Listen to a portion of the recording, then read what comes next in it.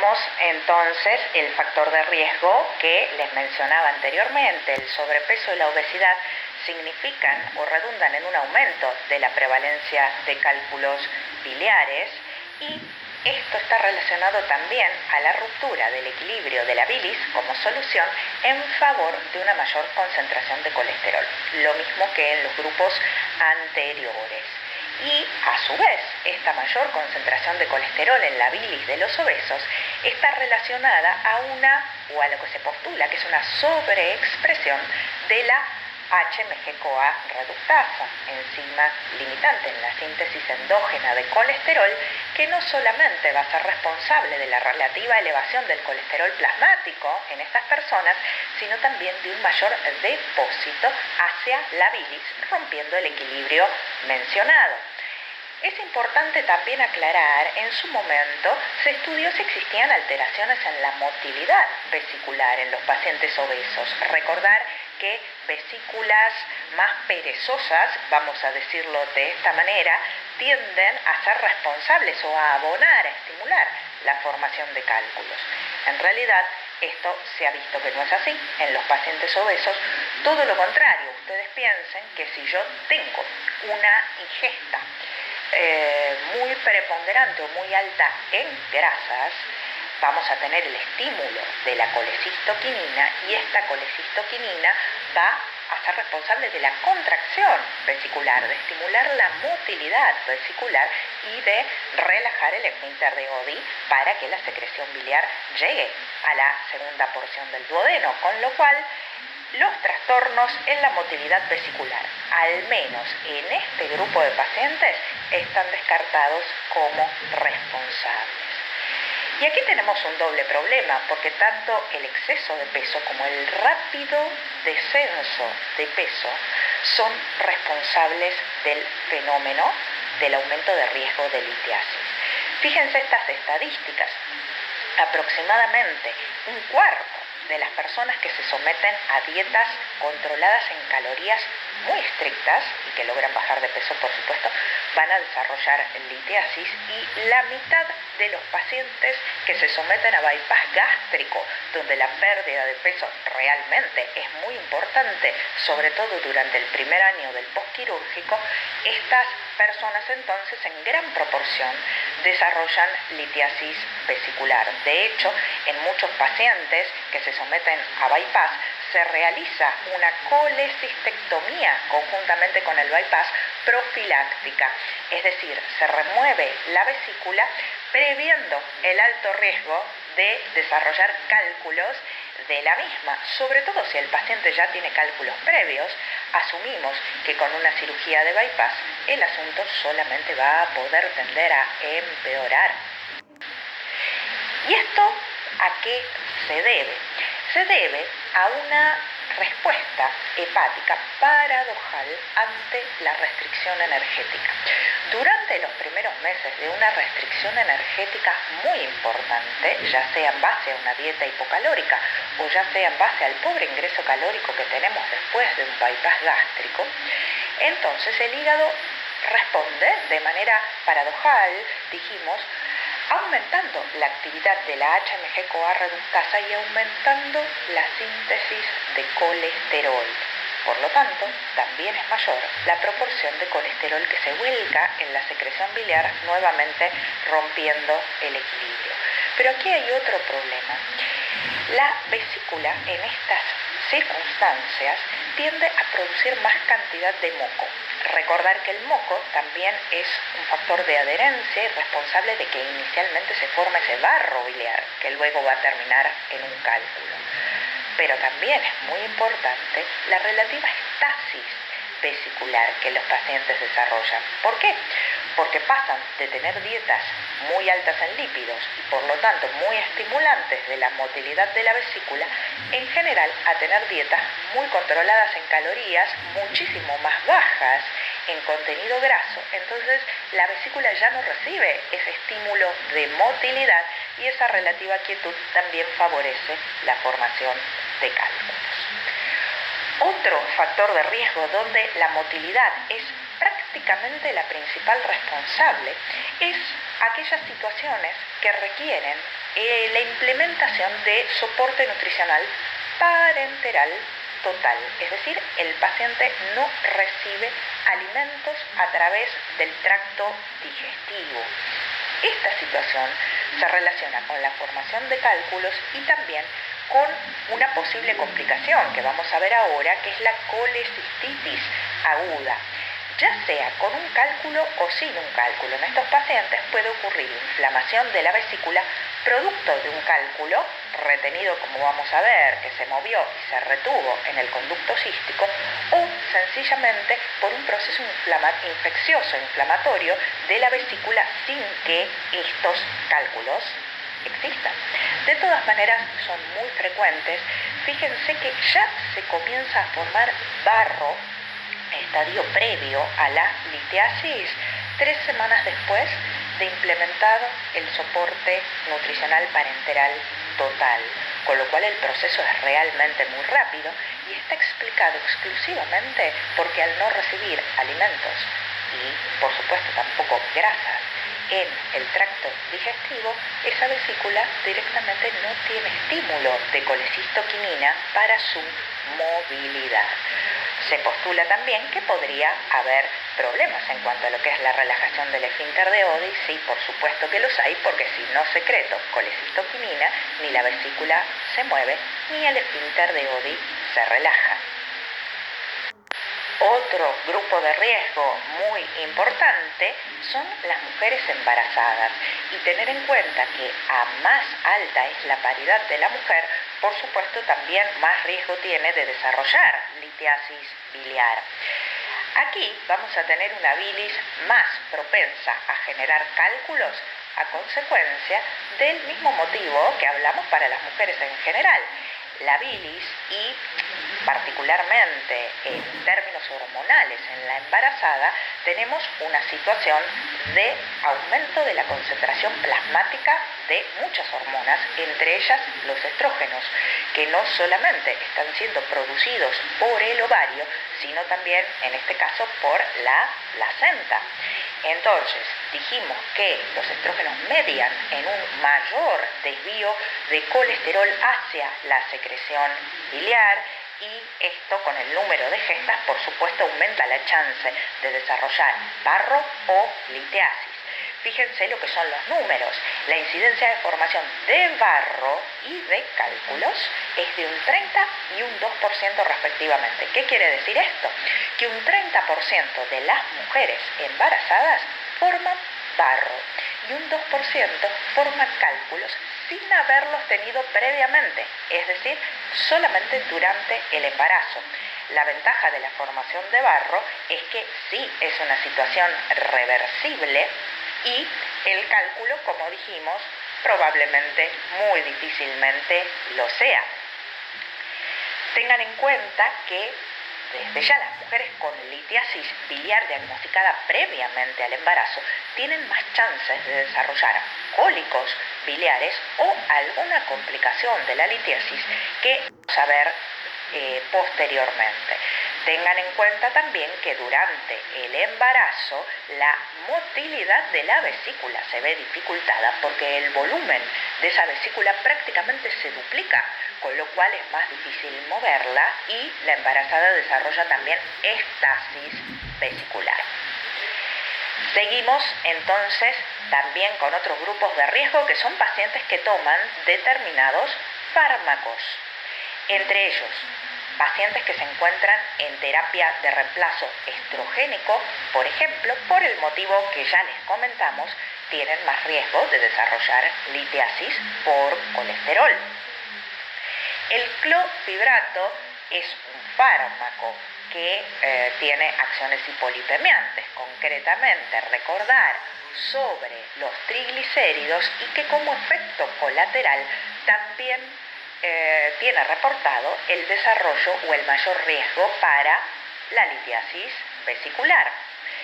¿Qué es el octiotride? El octiotride es un fármaco de relativamente reciente desarrollo que tiene por acción o tiene por característica ser un análogo de la somatostatina. La somatostatina, recordar, es responsable de la inhibición de las secreciones y de la motilidad digestiva. Y este fármaco se utiliza, por ejemplo, en los casos de pancreatitis agudas, graves, que también luego vamos a ver, justamente para inducir una menor motilidad y una menor secreción en todo el tubo digestivo, particularmente también en el páncreas, porque sabemos que es la misma producción enzimática pancreática la que está de alguna manera generando y prolongando la pancreatitis. Entonces, en los pacientes tratados con un fármaco que inhibe la motilidad digestiva, por supuesto también vamos a tener menos motilidad vesicular y mayor riesgo de desarrollo de litiasis. Y por último, y aquí ya no se trata de cálculos de colesterol, sino de cálculos de calcio, pacientes usuarios de un antibiótico que es la ceftriaxona, está reportado que hasta en un 19% de los casos de usuarios de este antibiótico pueden generarse cálculos de calcio por formación de complejos de este antibiótico con el calcio. Luego, ¿qué enfermedades sistémicas también pueden predisponer a la litiasis biliar? Tengan en cuenta que con la diabetes, ya sea tipo 1 o tipo 2, no está del todo clara la relación, aunque los pacientes que ya están complicados con una neuropatía autonómica de la diabetes podrían tener más riesgo debido a trastornos en la motilidad de la vesícula. Lo que sí sabemos es que los enfermos, las personas con diabetes, tienen mayor predisposición a que su litiasis vesicular se complique y a su vez las complicaciones que pueden surgir de este cuadro, que son muchas veces infecciosas e inflamatorias, desregulan totalmente, desordenan totalmente el control de esa diabetes, el control glucémico. Y una enfermedad donde sí está muy reconocido el mecanismo de desarrollo de litiasis es la enfermedad de Crohn. Fíjense que aquí vamos a tener, particularmente en la afectación de hilo terminal, recuerdan que hay una menor reabsorción o recaptación ileal de sales biliares. Con lo cual, aquí en este caso, el componente del triángulo de Small que se afectaría no es tanto el aumento de la concentración de colesterol o la disminución de la lecitina, sino la disminución de la concentración de sales biliares en esa bilis, en esa solución, que hace entonces que las mismas resulten insuficientes para mantener estable al colesterol. Entonces, recordar, pacientes con enfermedad de Crohn con afectación ileal y con afectación de la recirculación enterohepática de sales biliares están más predispuestos a desarrollar cálculos de colesterol. Vamos entonces ahora a explicar cuál es la historia natural de la colelitiasis. Recordar aquí las diferencias de términos. Hablamos de colelitiasis cuando nos referimos a la presencia de cálculos en la vesícula biliar o en la vía biliar también, y luego veremos que los términos colecistitis y colangitis hacen referencia a distintas complicaciones de esta colelitiasis, que por lo demás puede permanecer perfectamente estable, como vamos a ver ahora. Tenemos primeramente entonces una fase litogénica, donde se están presentando estos factores de riesgo que nosotros mencionamos y se están dando las condiciones necesarias para la formación de cálculos. Aún no tenemos formados cálculos definidos, sí tenemos entonces las condiciones necesarias para su desarrollo. Aquí podemos estar hablando sí de la formación de la instancia previa, que es el barro biliar, y como dijimos, solamente en esta etapa podríamos llegar a implementar estrategias preventivas para que esta situación no avance a la formación de un lito. Por ejemplo, en un paciente con sobrepeso u obesidad, promover un descenso no brusco, sino moderado del peso corporal. Luego vamos a tener lo que se llama una fase asintomática, es decir, un cálculo que ya está formado, uno o varios, pero que no generan síntomas. Habitualmente suelen estar reposando en el fondo de la vesícula y si no tenemos ningún tipo de incidente de desplazamiento de este cálculo, que es en realidad lo que va a ir originando, digamos, la fase sintomática o la fase complicada, puede permanecer así durante décadas o incluso el paciente puede llegar al final de su vida sin enterarse que había formado cálculos en esa vesícula. De hecho, hay muchos pacientes que se enteran de su colelitiasis por una ecografía hepática y de vía biliar que pueden llegar a realizarse por otros motivos y ahí como hallazgo es donde aparecen estos cálculos que en el 75% de las personas que los forman no generan sintomatología. Ahora vamos a pasar a explicar las fases sintomáticas y complicadas de la colelitiasis. Y vamos a empezar entonces con la fase sintomática. El complejo sintomático de la litiasis biliar se denomina cólico biliar. Y este cólico es un dolor a consecuencia de ¿qué? De que aumenta la presión dentro de la vesícula, por lo tanto aumenta la presión sobre sus paredes a consecuencia de que un cálculo ya comenzó a moverse, ya comenzó a migrar. Y generalmente este cólico se produce porque el cálculo está obstruyendo de manera intermitente el conducto cístico, es decir, el conducto que conecta a la vesícula con lo que posteriormente va a ser el conducto colédoco. Entonces, ¿cómo definimos, y ahora lo vamos a ver anatómicamente, cómo definimos al cólico biliar? Primeramente, es un dolor de naturaleza intermitente. No es un dolor continuo, sino es un dolor que se presenta con picos y valles. Por supuesto, el pico de ese dolor es muy intenso, muy incapacitante y el dolor lo suele referir el paciente en la zona epigástrica o en el cuadrante superior derecho. Mismo a veces puede confundirse con un dolor de origen gástrico o duodenal, incluso con el dolor provocado, por ejemplo, por una úlcera péptica.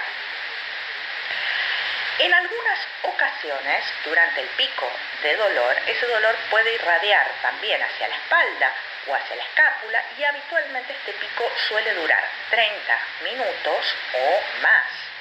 El paciente va a referir que ese dolor no le cambia o no le disminuye con los cambios de posición, es decir, si el paciente se acuesta esto no mejora y si se para tampoco, a veces con sintomatología concomitante como náuseas, vómitos y a veces también con una ligera elevación de las enzimas hepáticas. Una vez que el paciente presentó un cólico biliar, refirió un episodio de cólico biliar, aquí sí ya tenemos la indicación de intervención quirúrgica para resolver esta litiasis. Es decir, si el paciente porta una litiasis asintomática, no necesariamente debería tratarse desde el punto de vista quirúrgico, pero si ya el paciente nos refiere un cólico, es importante realizar la colecistectomía, que es el tratamiento de elección en estos casos, dado que hay altas probabilidades de que si este cálculo o varios cálculos comienzan a desplazarse, vuelvan a generar cólicos biliares o incluso avancemos hacia una etapa complicada de la colelitiasis.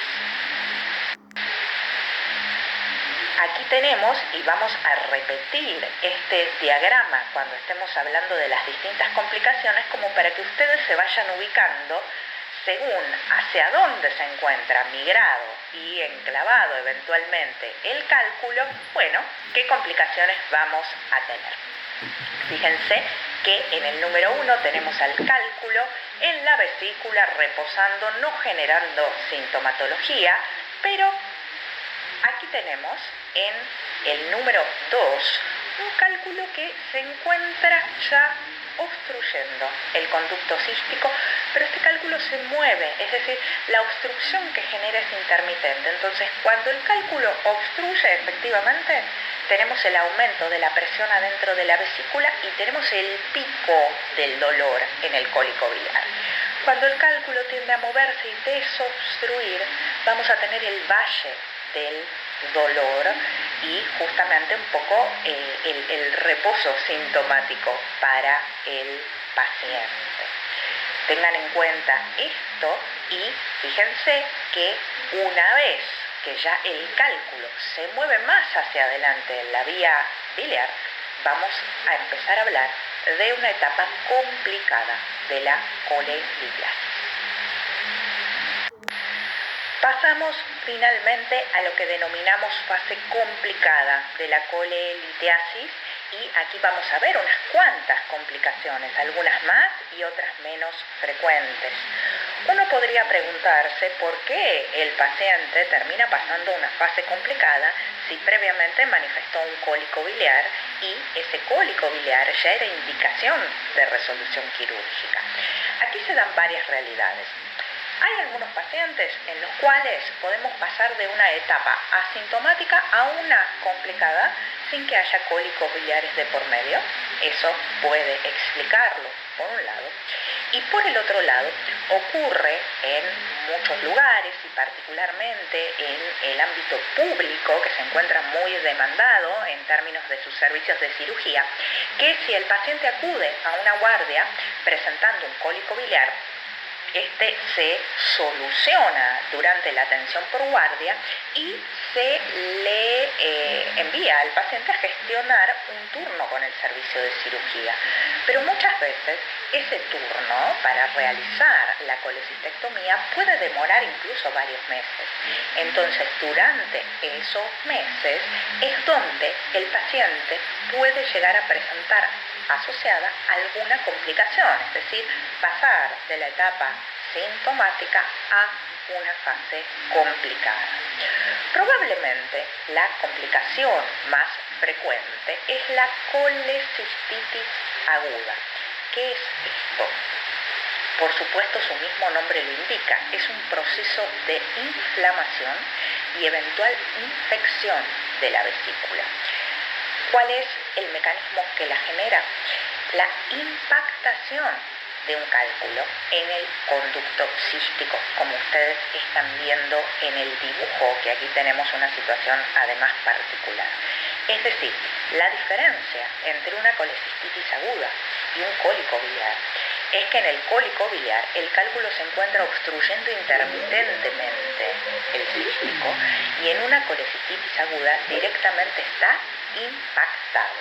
Entonces, a consecuencia de esta impactación, la vesícula se va a distender, se va a inflamar, eventualmente se va a producir sobrecrecimiento bacteriano e infección bacteriana adentro de esa vesícula, generando el cuadro de colecistitis aguda.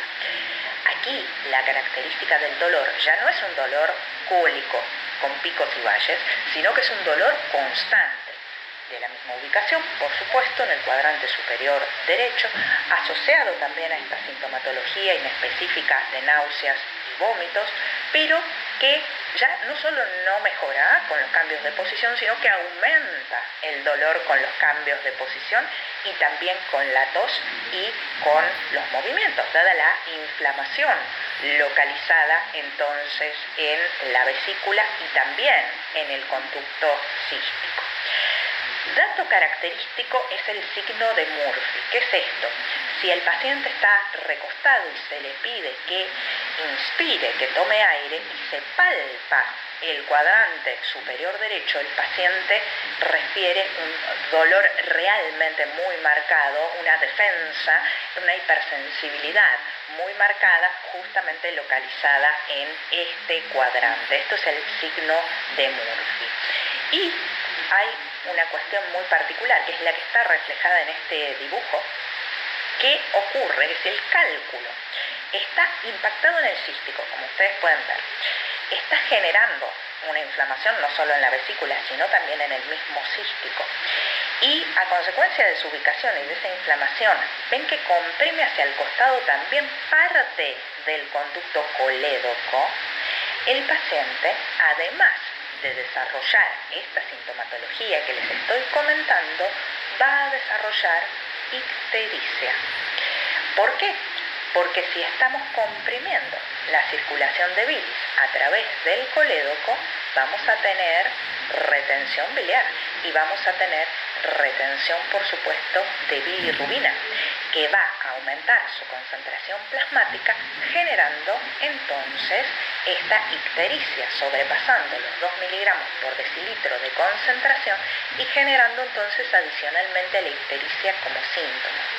Este cuadro particular que está inserto en el contexto de esta colecistitis aguda se denomina síndrome de Mirici, en honor al cirujano cordobés que la describió por primera vez en uno de sus pacientes.